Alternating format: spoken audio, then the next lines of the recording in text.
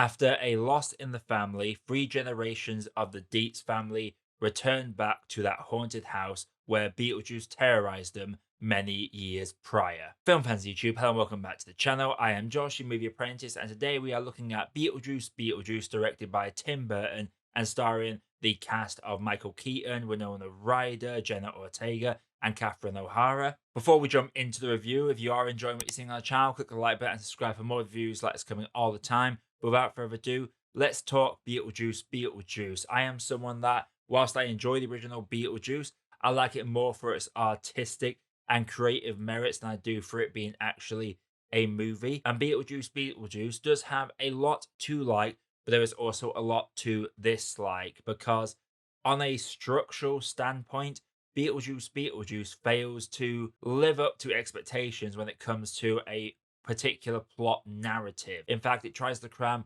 way too many storylines into one setting. Whilst the stitched up woman from the trailer looks cool, and I love the practical design on this character, quite frankly, you could have taken this character out of the movie and not had anything really changed. In fact, without that plot point, the plot instance which leads Winona Ryder's Lydia Dietz to summon Beetlejuice despite the trauma he has given her would have made a little bit more sense. I will give the film this: the practical effects are really good. They do not try to modernize Beetlejuice in any way, shape, or form. The practical effects, the sandworm planet, all that stuff stays relatively the same appearance-wise, which might throw a lot of newer viewers to the Beetlejuice franchise, but for those that are familiar with the original, they will appreciate the fact that it sticks with the practicalities and it makes the world feel the exact same. Like, the Burton-esque themes in this and the style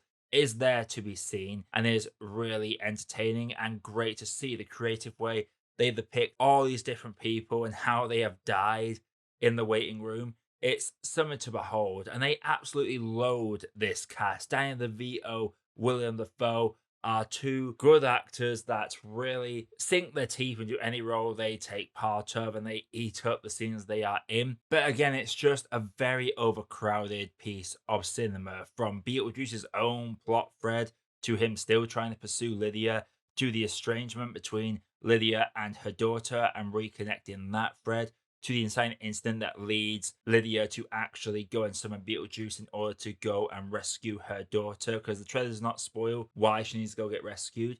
But I feel like it's an interesting concept that could have been explored a lot more. And the film almost realizes it's got too many things going on. So all these major plot points get wrapped up in milliseconds. And Michael Keaton as Beetlejuice, he is good. He has the energy, even though it's a bit more subdued in this, which is to be expected because Michael Keaton is getting on in years. But again, whilst there wasn't much of Beetlejuice in the original one, he stood out in every scene he was in.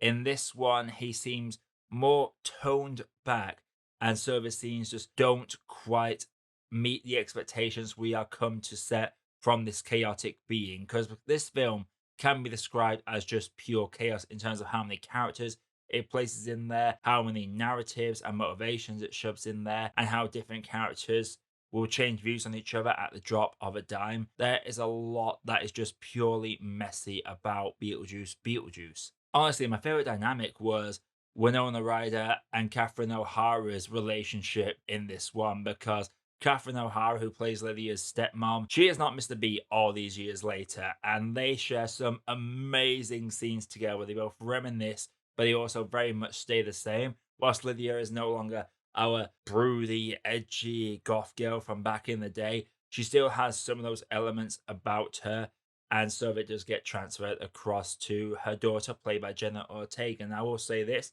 Jenna Ortega feels very subdued in this. She has a very much a bit part in this, and the way the arc of the mother-daughter kind of gets wrapped up very rapidly, that is something that really bugged me a little bit, and some things could have done with a bit more explaining. Quite frankly, Tim Burton needs to stop putting his partners in movies, because apparently the inclusion of his current partner in this is that plot thread that I feel like overcrowds the film a bit too much. You take them out and just purely focus on the plot thread between Lydia's daughter and herself. That could have been more than enough to get things moving forward, and it would have allowed Beetlejuice to be a bit more of a subdued presence that is there just to terrify Lydia and not having his own crap to deal with. That is the thing that really drags it down for me. Stylistically and practically, I admire Beetlejuice for refusing to conform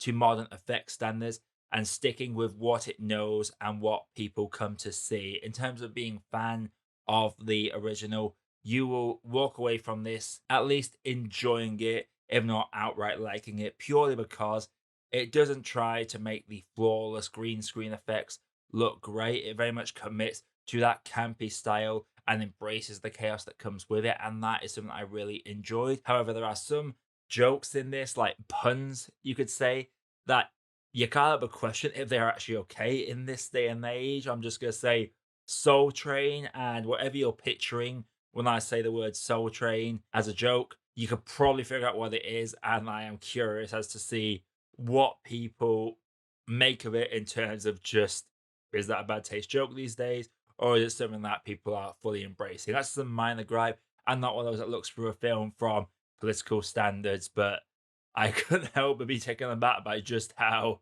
over the top that element was. Before I get into my gravy, like what you're seeing on the channel, click the like button and subscribe for more video reviews that's coming all the time. Without further ado, let's grade this. Beetlejuice is a movie that is overstuffed, overcrowded, and whilst it maintains that chaotic energy and the practical effects are fantastic and are the best element of the movie, it just feels like it is trying to do way too much for me. It's not something I'm going to remember too long, and I'm going to have to say that Beetlejuice is a lukewarm cup of tea.